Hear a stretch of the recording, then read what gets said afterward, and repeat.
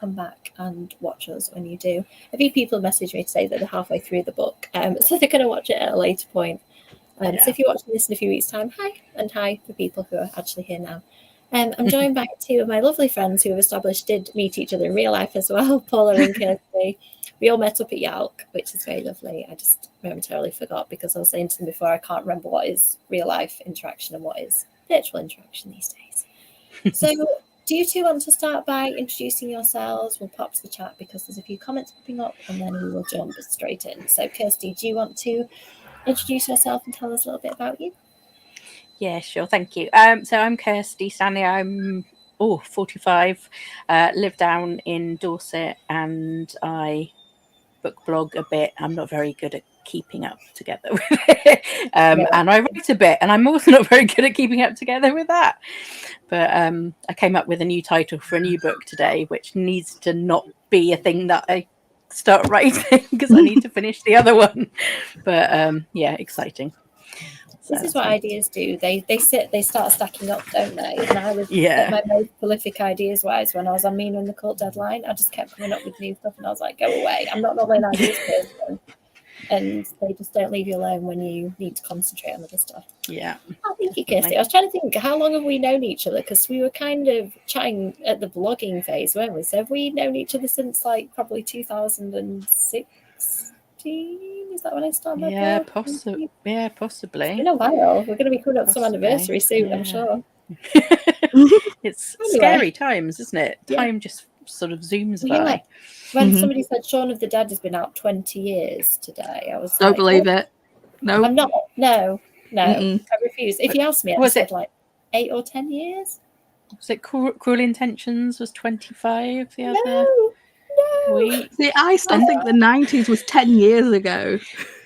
It definitely was. Exactly.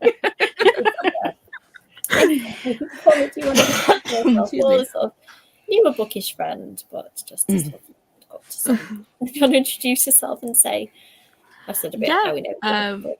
So, Paula, I'm from Family and Books. I kind of suck at like filming and putting out videos at the minute, but you know, I'm going live every Monday for reading sprints. So if anybody ever wants to join to those, yeah, pretty much it. And if you hear random squealing and happy noises or even unhappy noises in the background, I have a nearly 7-year-old, so that will be them. Yeah, small child in this house too, and Kirsty has pets, so the animal noises and human noises could be coming from any camera today. But so this is an interesting book. I've had quite a few people DMing me about it, and something that they have found it slow to get into, so they haven't finished. Some haven't finished it, like they've DNF'd it, and then some have absolutely loved it more than anything they've read recently, which I always find fascinating when a book is so polarizing. So I'm going to jump to the comments and then we'll find out what the people on screen have to say. So Nina hasn't finished it, so I'm going to she's popped a few comments, so I'm going to try and bring them up at key moments. So after we've talked about our opinions, I'll bring up Nina's opinions so we can add to those. Hi Kay. Wow, that's impressive because it is quite a dense book. I think it's for me it wasn't a quick read. Hi Colette. Hi Stephen. Yes, I mean I think that in the bookish community we're all similar folk, aren't we? Mini humans, yes. Mini humans. Unpredictable, but they're like the fake folk, aren't they? They're kind of whimsical and unpredictable. And they've been thrown off by the clock change, so I'm crossing my fingers that mine hasn't, which is unusual, but we had the busiest day. More chocolate than normal and more physical activity and stimulation than normal. So I'm wondering if this is like a sugar crash. See, Wyatt's autistic, but he wasn't interested in his egg at all. He didn't want to eat the chocolate. He just wanted to hold the egg and the shiny paper. She's like, look what I've got. I'm like, okay. You do you, child. One year we accidentally, we thought it was a good idea, made the mistake of buying our car-obsessed nephew a chocolate car for Easter, and he did not want to eat, and all he wanted to do was unwrap it and then brum the chocolate around the lounge. Yep. Nobody eat that car. Nobody eat it. Infested with anything. Picking up all the dog hair as you go. Num num num. Yep, kills me. So the Invocations, I'm going to ask what you two thought of it, and then I'll let you know my thoughts. Kirsty, do you want to start us off? I can't remember, do you rank books? I think you do. So I do personally. I don't tend to when I blog.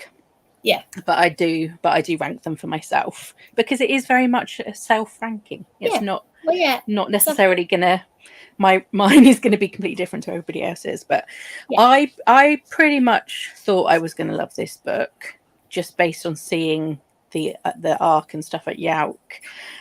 So when I knew that Evernight were doing it for Illumicrate, I had to subscribe because I wanted the pretty copy. This is the naked hardback, so it does have a dust jacket with the three main characters as well. And I also loved House of Hollow by her, so I love this. The writing is just so gorgeous, and it just feels really evocative, gothic, spooky. I really liked all the characters. I think Jude was probably my favourite because she's just funny.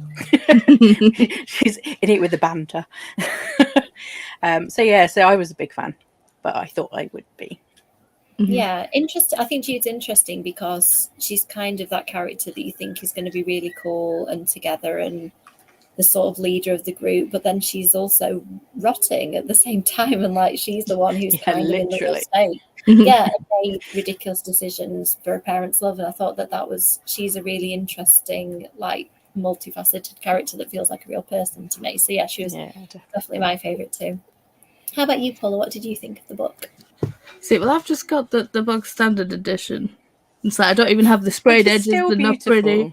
Yeah, it's still good. But I was checking when I saw the edition of the Evermore one, and I was just like, oh my god! And I'm looking, and people are selling it for like £70, and I'm like, I don't love it that much. I mean, I really liked it, but it's just not £70 worth.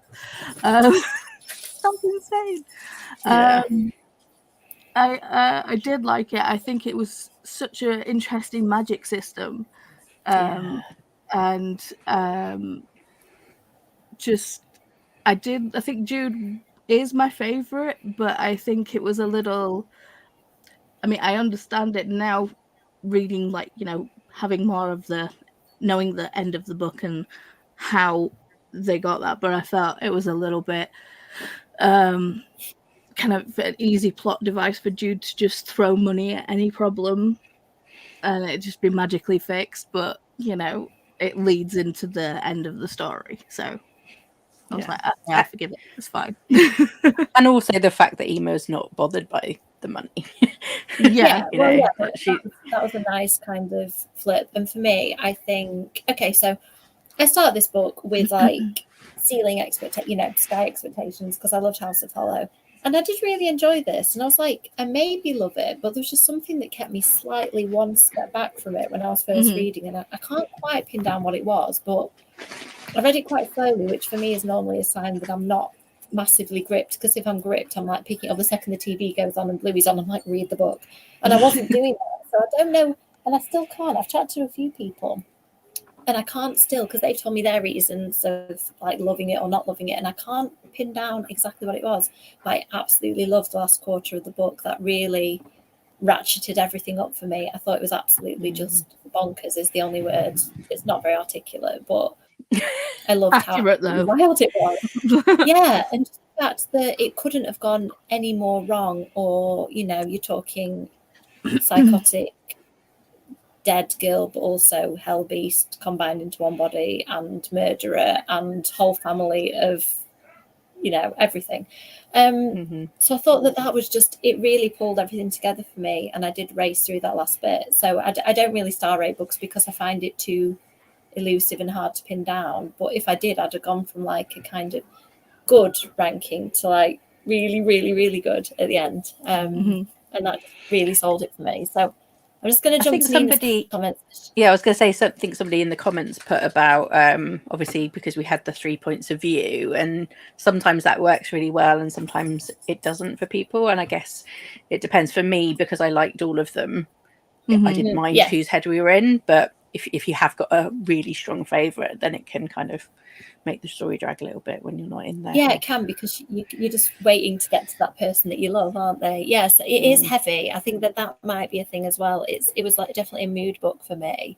And yeah, once the girls had met, it did change the dynamic a little bit. And if you're not into that dark stuff or as familiar with it, maybe that would be another thing that some people aren't keen on. Yeah, and the occult side of it was quite complex. But that's great that you're into it now. And I think Nina's not here now, so she's going to watch this later. But it's good to take stuff at your pace, isn't it? And, you know, take a while to engage with it. Don't force the read within the month. Yeah, I mean... Sorry.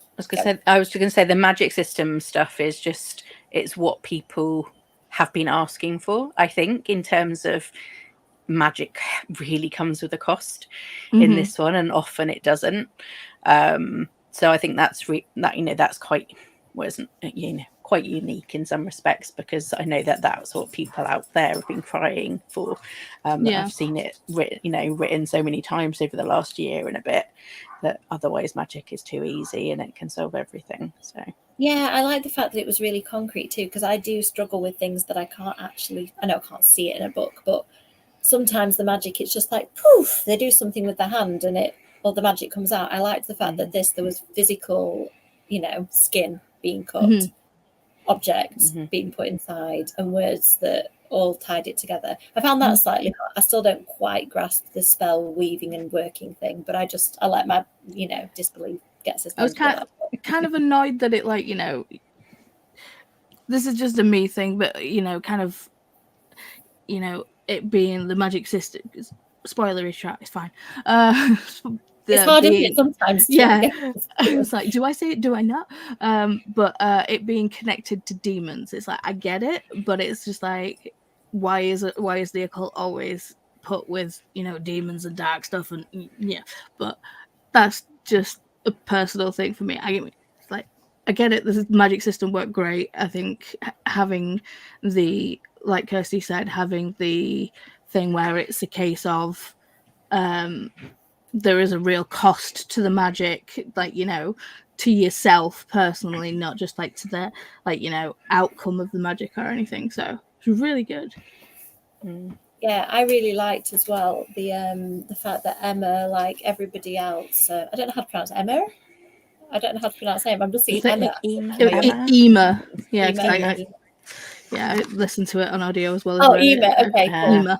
Yeah, so Ema's demon, I really liked the fact that she had got a companion, and that what was a curse and a weight for everybody else because of her upbringing, the relationship she'd got with him. I loved that, and I was really rooting for that to end up how it did. Like, as I didn't want him to just murder her horribly the second that he could. Yeah. I really liked the fact that she had a greater purpose, and I love it when a book ends on a satisfying note, but also that you can imagine those characters. Like, I can see what all those characters go off to do. I assume it's going to be a standalone, but it might not be. I think it is. Is it not? No, I think it is standalone. Oh, you think it is? Sorry, I thought you were saying I don't think it is. I like the fact that it ended on a hopeful note, and that it ended on real purpose for all three girls. So let's jump to the comments, and then I want to ask you about the multi-person narrator, like what you specifically thought. So this is the thing, like with this book, I think that's where I was by the end. It took me a while to get there.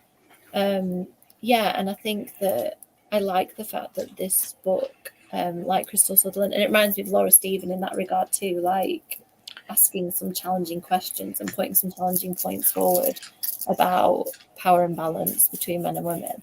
I think it did really do the show the power imbalance, and like you do as a female, it's like I felt it like through the page, and it was not bashing of men, but it just kind of like definitely put that out on the page of the complete like difference between men and women, and how men seem to just want to take away women's power in whatever form. Although I did like the comment about, men can't have magic because you can't trust a man to stand by his word with a deal with a demon. That did make me laugh. Yeah. That's that kind of like some of that I resonated less with me. But yeah, I see the kind of humour in it. But certainly the moments where it was a young woman walking on her own at night. I've had this conversation with Kev before, like trying to explain that I would walk down that street during the day and I wouldn't walk down it at night. And it was quite chilling to read that as a teenager. And I've had friends who've done stuff like walk home from town on their own after a night out. I'm like, I would just never. Yeah, and it just doesn't occur to men to. It's like I don't think they ever like walk around and ever feel like unsafe. And the interesting and scary thing is that bad things can happen to anyone. Sorry to bring the tone down, but they can. But it's interesting how it does seem to be more of a thing, and great for young women to read this and give them some food for thought, but also for it to be hopeful and not for it to kind of just be like you need to be scared of walking out your front door, because that's not what it's about, is it? But I'm having edition regret as well. I did get the privilege, so I'm somewhere between the two. I don't know where I've put it. I love those. If you think, is this the Kendara Blake one, Stephen? Because I absolutely love them. I can't wait. I do love those. It comes out this month. April. Yeah, it's just after Mina and the Cult comes out. I think it's the Tuesday after, because US publication dates are different, aren't they? I just really hope it arrives quickly because I'm impatient. Me too. Yeah, I don't know, between Ema and Zara, there were things I really liked about both of them, but yeah, definitely Jude. How about you two? Can you rank them in order? Kirsty, do you want to tell us your order? I'd probably, I think I'd go Jude, then the other two equal. I couldn't necessarily break them apart. I like them for different reasons. Yeah. How about you, Paula? Could you rank the three, or are you the same? I think it would be the same as Kay. I think just because you've got the juxtaposition of like Ema knowing all the occult and stuff, and then Zara just needing that urge to learn it, but being green, basically. So, and Ema's like, well, this is just not gonna work. It's gonna be a bad time, and just well, I've come the quote of like, I've not come this far. So, well, I've come this far to not come this far. The whole thing. Yeah. I loved that quote, actually. So.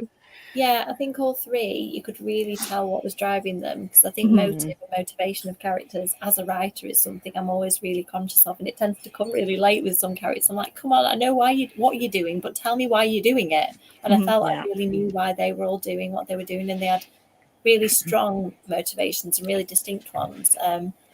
We've talked a little bit about the multi-person narrator. Maybe that's a good thing to lead into that with. I thought they were really distinct. I did very early on, Ema and Zara. Do you know whether it's a similar like the Zara, Ema? I don't know.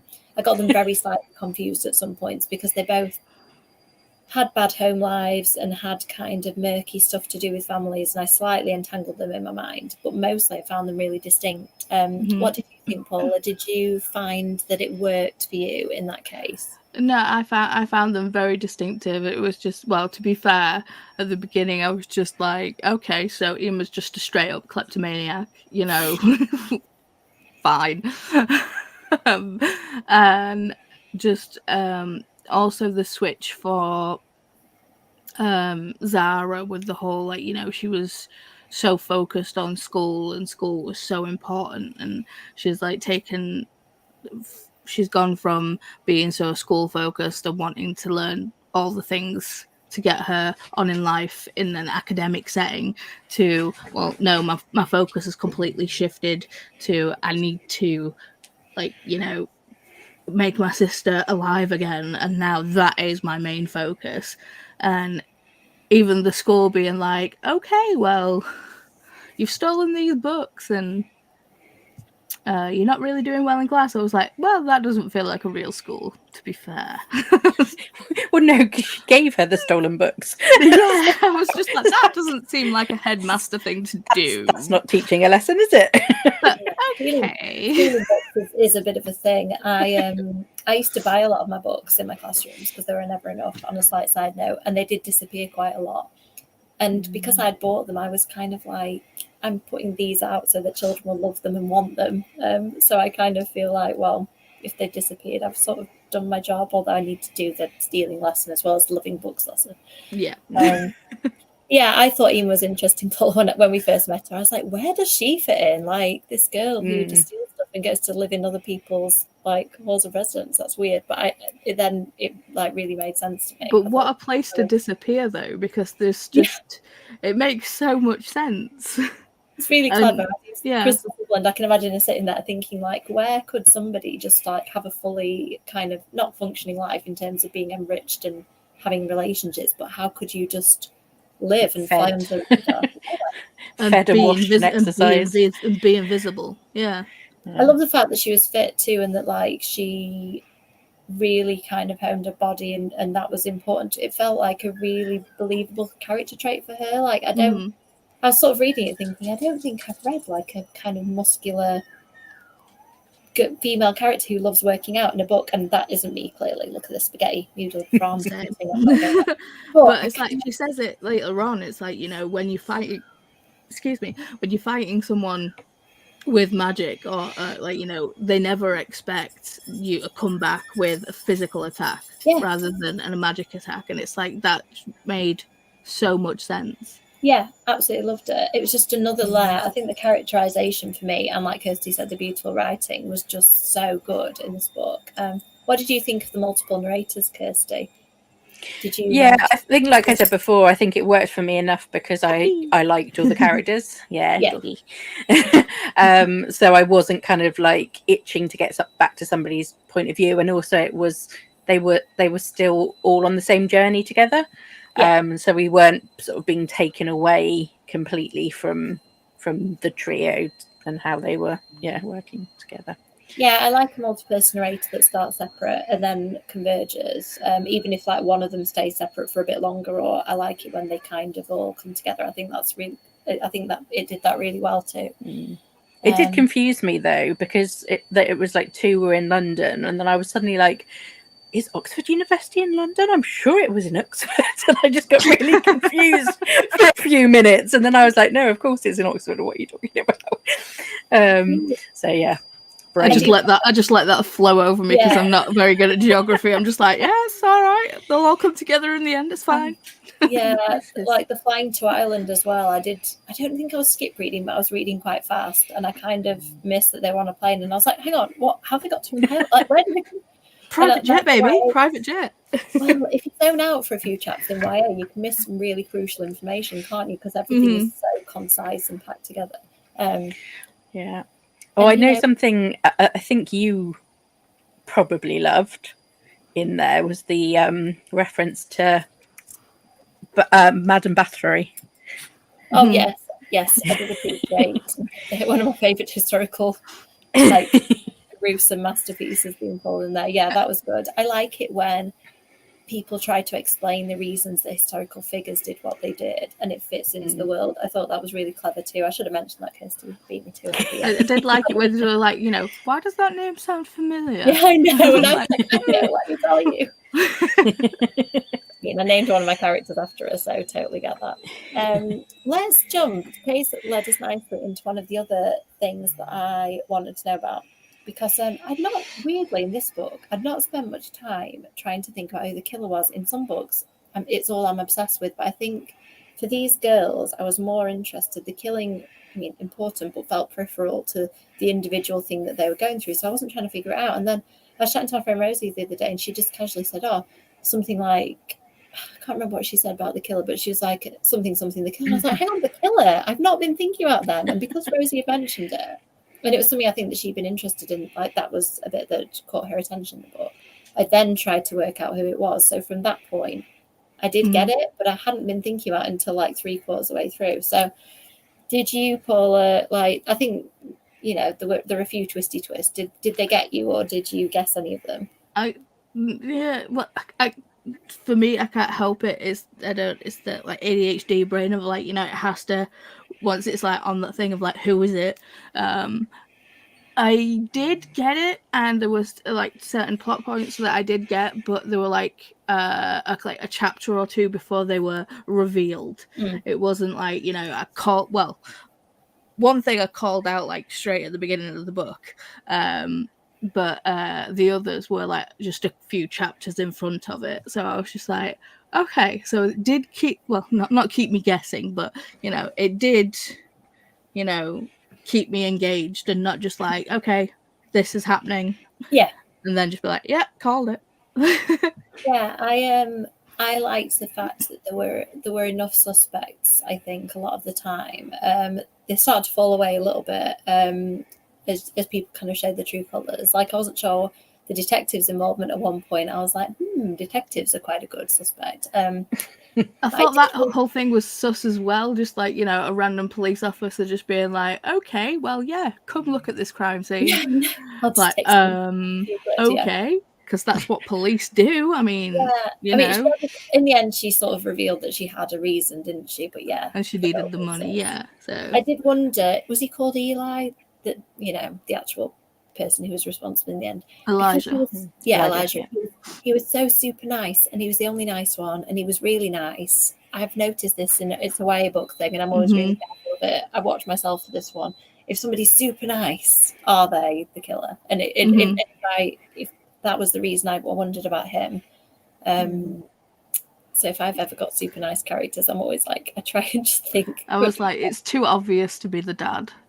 Yeah, I did. I kept coming to and fro with the dad quite a bit. I liked how it kind of explained his behaviour a little bit. I thought that was good. How about you, Kirsty? Did the twists get you or not? Yeah, they did a bit more. I think I was a bit more like you in terms of focusing on the girls' motivations of trying to get the sister back and trying to get rid of the demon. That I kind of almost forgot about that, or I was thinking about the motive more than who did it. So when they thought it was the witch with the flicker power, I immediately went, oh, well, they're stealing the witch's powers, and it's a man because they can't have magic, and that's kind of about as far as I got until near the end, which is unusual for me. But I was just sucked into the girl stories more, so less. I think it was kind of, I think it was kind of written more that way, that, like, you know, I mean, obviously it's through female perspectives, but I think it was more of a case of the way it was written, you were like wanting to learn about them more and, like, you know, focusing on their journey instead of like what is like, you know, this killer that's like going around and, like, you know, bumping off all of Emma's you know, clients, other witch people. Yeah, I think it's one of those things, isn't it? Like that Jack the Ripper book that I still haven't read, that's about the women as opposed to being about Jack the Ripper. I need to. It is on my physical TBR room. But yeah, I like the fact that it wasn't about him. Like some serial killer stuff is very focused, almost the point of, like, you know, making this like a cool, mysterious figure. It wasn't about him. It was about them. So I think, I like you said, I think. Yeah, I think I even would have been satisfied if we'd never have completely found out who was doing that, almost. Just because, you know, it could have been like and obviously Jack the Ripper was mentioned a few times as well. It could have been this enigmatic mass murderer that we never find. So I would have been satisfied with that potentially as an ending as well. So I wouldn't have been. Yeah, I don't know. I think as long as the girls had got their arc, that would have been the thing I would let go. Right? Yeah, if one of the girls it been unsatisfying, I think I would have been more upset about that than even in my notes, when Savannah is come back and she kind of like just like decimates all the people that were like in the room, I was just like, well, that was just over too quickly. I was like, I want the bad people to pay, damn it. And then it happened a bit later on. I was like, it's okay. Good. I did wonder about that when I was reading it. I was like, oh, it glossed over that a little bit. And I was like, oh, okay. Yeah, well, maybe we'll get a bit of the gore we required. Let's jump through a couple of comments. Oh, thank you. Sorry if we've missed you. I'm waving to your book, Hermit, if we're muted. Cheers, Laura. Saving here. I think that's the great thing of a multi-person narrator. I think the ones that I don't like are the ones where I can't figure out what one of the narrators is doing there. Like if they don't move the story forward, but all of you couldn't pull one of them out and the story still makes sense. That's the thing. No, I'm not sure exactly what Kay's agreeing with you on, but clearly we're probably the satisfaction. Yeah, we need being the bad people. satisfied. Hey. I mean, normally that, and actually thinking about it, it probably wouldn't have suited the story very well in terms of women taking back their power if we hadn't found and punished the person. But yeah, I was just less interested in that part, weirdly. So Yeah, Sharon. Shows it's a good book, doesn't it? If we're less interested in the murder than the character. So Sharon loved the murder, you know, like Sharon. I bet was anti-brief and stuff. We just summoned you, Sharon, talking about the body horror there. Sharon's like, kill them all. Maybe since Sharon's here, it's a good time to talk about the horror. That's lovely that you thought Ema was your favourite, Sharon. We were all praising Jude, so it's nice that we've got somebody team Ema. And an extra little hello for Sharon. So let's talk about the horror, because when it comes to body horror, I'm quite hard to gross out. Like I'm kind of okay with it, but there are a lot of fluids and a lot of things leaking and stuff. And I was like, this is really basements of pus. Yeah, I really and also smells. I mean, it's like if people have never smelled sulfur, it is absolutely disgusting. So it's just like, you know, so the smells and the stenches. Yeah, Crystal Sutherland's evocative writing kind of comes into its own when she's writing body horror, because you really feel it, see it. So I wondered, we all obviously appreciate her writing. What did you think about it specifically in terms of the horror elements, Kirsty? Did you enjoy the horror parts of it? Did it go too far, not far enough? Like, what did you think? Obviously it was mostly kind of the body horror. There was some, I mean, the demons for me weren't even that horrific when they were kind of described and stuff. So it was that kind of, that personal change and stuff like that. And I can't remember which character it was that said, "Oh, I can't smell because I've had COVID." And I was like, see, one benefit of COVID would be that you couldn't smell the rotting sulfur of this. I think it was Zahara. Yeah, but I think it was a subtle horror. Yeah. And more as well on the psychological side, in terms of, losing yourself and that sort of stuff, rather than a full-on gore fest, which I probably wouldn't have enjoyed quite so much. Yeah, I think it was very psychological. I think it was the teeth that got me. Like, I have teeth dreams and anxiety ones. So whenever I'm like a wobbly tooth, I'm like, they're checking all my teeth. Like, in the situation too. So yeah, it definitely was done really well to make you really feel it. And yeah, the sulfur thing, Paula, I was like gipping thinking about that, because we went in a pool once. I think there was like a natural spring that had like a hint of sulfur, and even a hint of it was like eggs. Rotten eggs. Yeah. Oh. Yeah. The thought of a person smelling like that was just constantly. What did you think of the horror part of it, Paul? I did like the goriness of it and the way it was written. I mean, I'm two things with like body horror. It's like I'm okay with body horror. It's when it's body horror plus bugs that I'm just like, nope. So if it's like body horror with like vines or flowers or like or anything like that, I'm okay with it. It's just when it's mixed with bugs, I'm like, nah. But I think it was described really well and just enough. It wasn't too off-putting. If you don't like body horror or gore, I think it was done just right.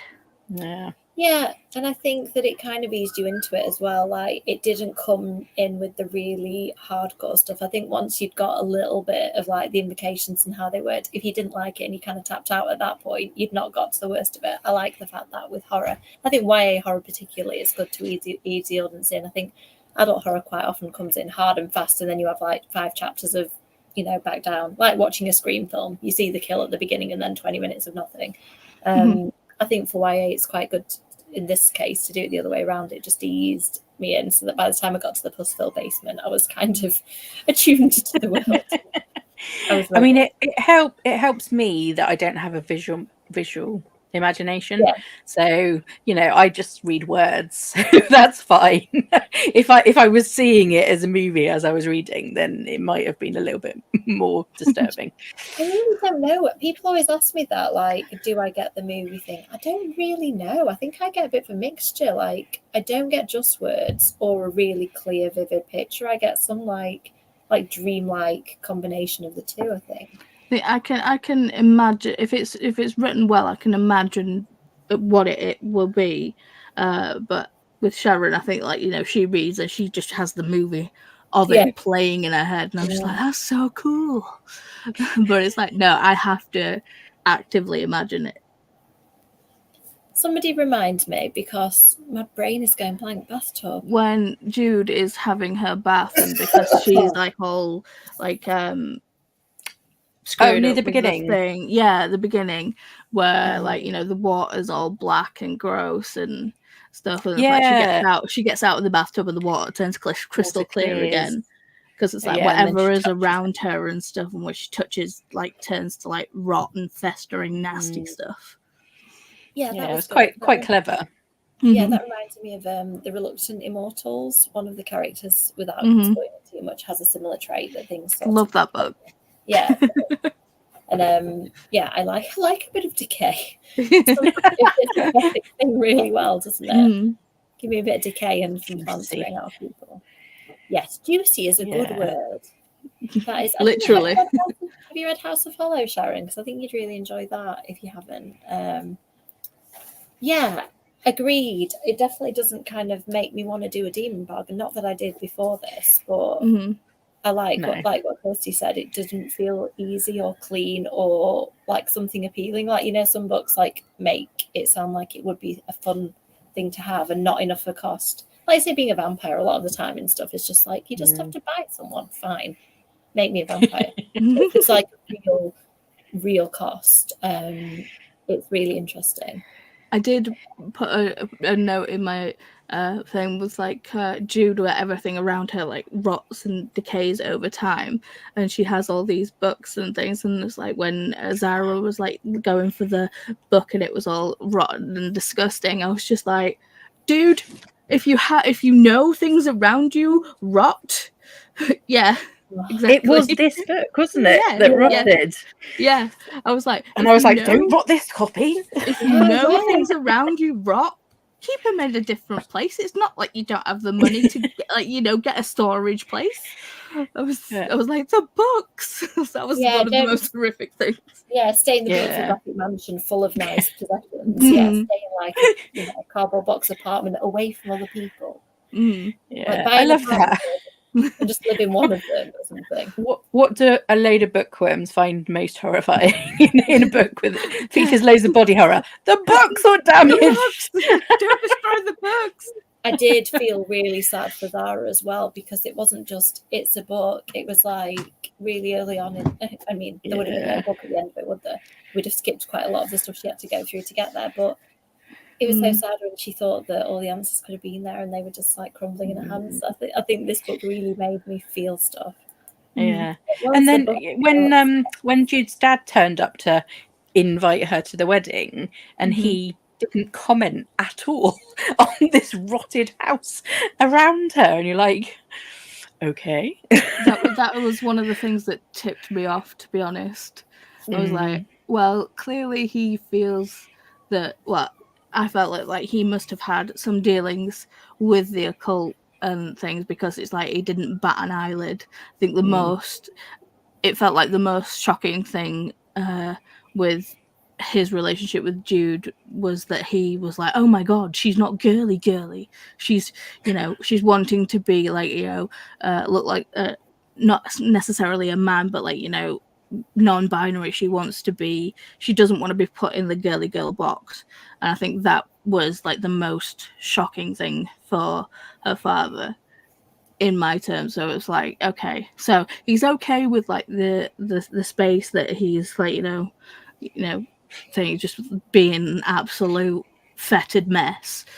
So that's one of the things that was like, okay, well, he definitely has dealings he with the knows occult, something. and he knows certain. And that's why I was like, is it the dad? It's too obvious to be. Because he's quite complex, isn't he? Because I was just thinking in my head, is he a baddie though? But yeah, he knew all of what was going on from the sound of it. He just wanted to keep marrying a string of young ladies the age of his young daughters. Yeah. And I was like, he's solely focused on his image, and it's like he wants Jude there just so the cameras don't say anything. And then when he ends up attacking her at the wedding, when he's just like, okay, you've now leave. And I was like, oh my God, he really is a dick. And then I had the light bulb moment of like, or is he actually just trying to protect her and get her out of this house? And then, next chapter, okay, yeah. Yeah, okay. but there was the line, wasn't there, about when she went back to the house and all the family were there, and they kind of said, oh, he's married another 22-year-old who's pregnant with twins, and he now thinks he can retire and have the family he'd never had. And you're like, you've got all these kids, you douche canoe. That's my favorite word at the moment. Douche canoe. So yeah, I mean, and I think I'd decided he wasn't the killer, and he wasn't like that kind of over like killing people bad guy, but still one of the worst characters in the book by quite a shot. Let's see what the people in the comments saying. Yeah, I can imagine. I don't think I want to read this book with a movie in my head, Sharon. I'll be honest, I quite like the fact that my brain faded to grey for some of this. It would make a good movie, though. Yeah, it would. Just maybe tone some of it down slightly, just for all of us. I think this one and House of Hollow would be fab, directed by Guillermo del Toro. Yes. Oh, yeah. I think he would do that. Yeah, that atmosphere really well. Yeah. See, this is, even though I own Crystal Sutherland's other books, this is the first one I've actually read. So it's definitely spurring me on to read like Houses of Hollow and is it Our Chemical Hearts? Yeah. I think that one's quite different, isn't it? Have you read that? Yeah. It's very different. It's more of a standard YA contemporary. Yeah. So whereas House of Hollow is, I would say, almost magical realism / horror. Yeah. That's why I've not got to it, because me and magical realism are kind of like hit or miss. But if you like the atmosphere in this, I think you would still like it though. And I think when I got House of Hollow, I think I'd just finished, or it was around the time when the Rory Powers book Wilder Girls had come out, and I'd just read that, and it was just like, didn't really love that one, so I was like, I'll give this one a miss for now. Aren't they? Kinda, yeah. Yeah, peeling girl versus girl with stuff growing out of this. Yeah. Well, I've just re-listened to Teeth in the Mist by Dawn Kurtagich, ready for Blood on the Wind when it arrives. Hasn't yet. Stupid bank holiday weekend. And again, I thought that had similar vibes to this book as well. If this had been set on a mountain, like in a mountain in Wales, then it would have been the same. But it was interesting that it was set more in a urban setting. So. Yeah, it was actually. I think stuff like that often is quite remote, isn't it? And able to play out in like some crumbling manner. It was quite cool to see the carnage of it happening in a city. Yeah, I do find that so interesting. At some point, I'm going to like properly drill down what other people actually see, because I still haven't figured it out for myself properly. Hi, Shelley. I know Shelley's just jumped off her Point Horror Book Club. I thought you would have read it, Shelley. She tends to have read all the good stuff. Again, I'm out of sync, so I'm not sure. Oh, was it about the dad being not batting an eyelid at the decaying house? Yeah. Yeah, maybe this is why you don't, Sharon, because you've just constantly had this imagery. So like nothing your own brain could conjure maybe wouldn't be as bad as that. I don't know. Yeah, it's great. Sharon can just watch the horror movies of every book that she's reading. Oh yeah, it's not fake. Yes. Yeah, there's lots of really subtle clues that I think a reread. Sorry, I was just like thinking that we just need to get Guillermo del Toro on board, and that's all. Yeah, definitely. Mm-hmm. I'm going to just check my questions. I feel like we've kind of covered most of it. I think we've just got one more question before we go to recommendations. So did you have a favourite part of the book? I've already said that the ending, I thought that final sequence and then the final note it ended on, I just loved all of that. There wasn't really any of it where, I think the reveals, because I'd guessed some of them, that didn't really affect my enjoyment of it. I just loved the kind of where everything just fell apart really fast. Did you have a favourite bit, Kirsty? I think I just liked the whole book, but I really enjoyed them, the three of them meeting, and I love when you get that sort of instant connection. It's not necessarily a fun connection because Ema knees her in the festering wound, but it was just really good to see the dynamic between them. Yeah.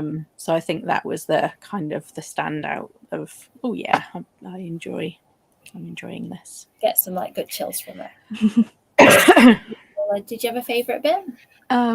Although I did like when they met, I thought it was funny when Jude was like in the bookstore and it was just like Ema, just the random people in the bookstore, and then said Zara was like, stop asking random people. It's like, well, what should we do? Go to the occult section and see who's skulking around?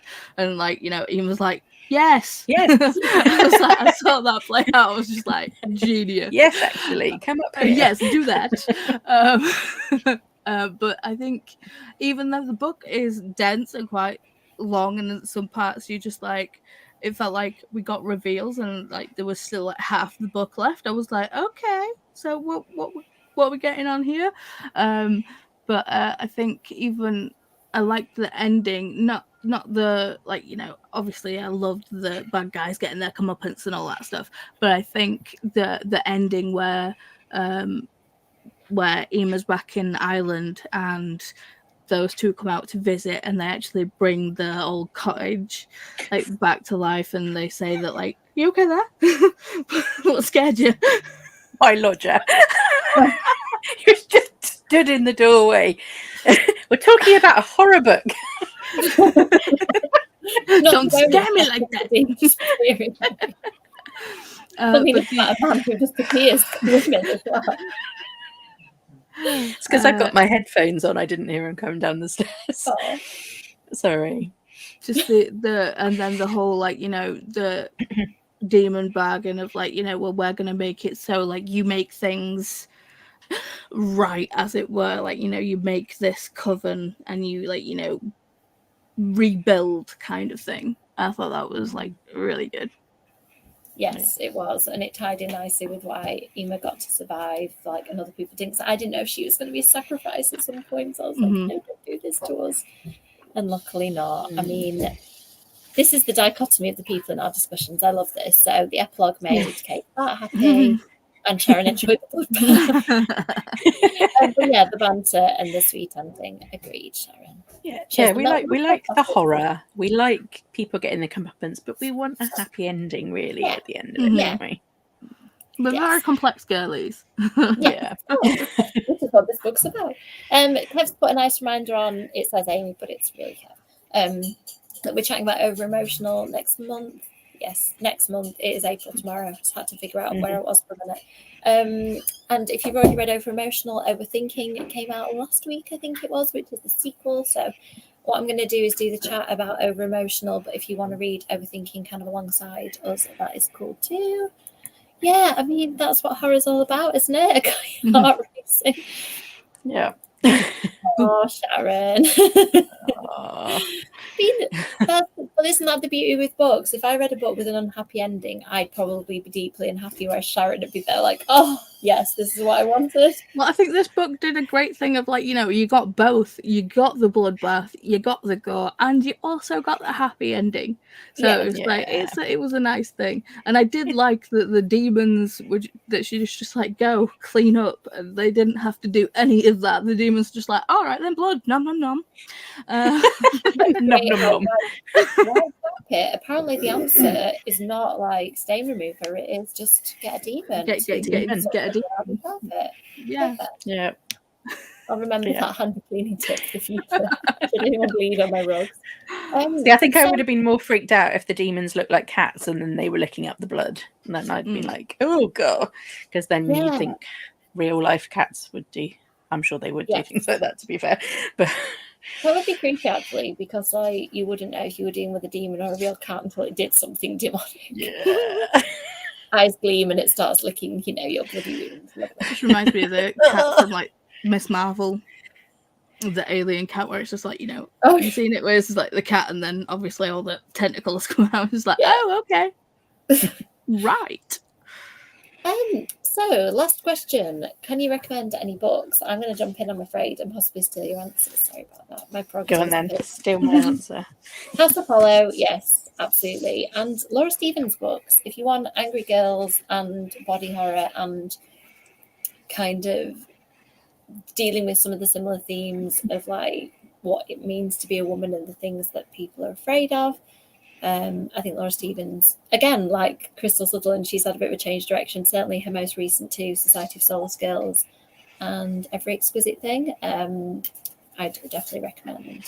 Yeah, there was definitely some parallels with Every Exquisite Thing in this one, I think, in terms of that, like Jude feeling the hunger, not being able to satisfy it and stuff like that. So the two that I picked up are Mark of the Wicked by George Bowers, which I know you've mentioned before, and I haven't actually read this one, but I know I've mentioned Rachel Griffin before, and Wild as the Witch kind of struck me as, because Nature of Witches kind of gave the same lyrically type vibes, but it's I would say probably a lot more gentle. It's less horror-y, whereas this one sounds a little bit more revengey. So, maybe try this one. Excellent. Yeah, I didn't finish Nature of Witches. I think I got an early copy of it or something, or had it on NetGalley. I started it and I could just tell it wasn't my vibe, where it sounded like it. But yeah, I think maybe the more of the horror and vengeful would have probably been more my thing. Great. Thanks, Kirsty. Paula, did you think of any that you already said? Not so much horror ones, but like witchy ones, where I think the A Discovery of Witches by Deborah Harkness. I think it's like complex, but like interesting, like magic system. It's really all well thought out and well done, and obviously you get that Victorian vibe from it as well, like the gothic kind of stuff. So yes, I'd say that series. Yes, I listened to the audiobook of that a few years ago and really enjoyed it. I need to listen to the others as well. Yeah, I mean, it's a good way to raise funds for the Witchy Girl Army, Sharon. Get the demons on a sideline of that.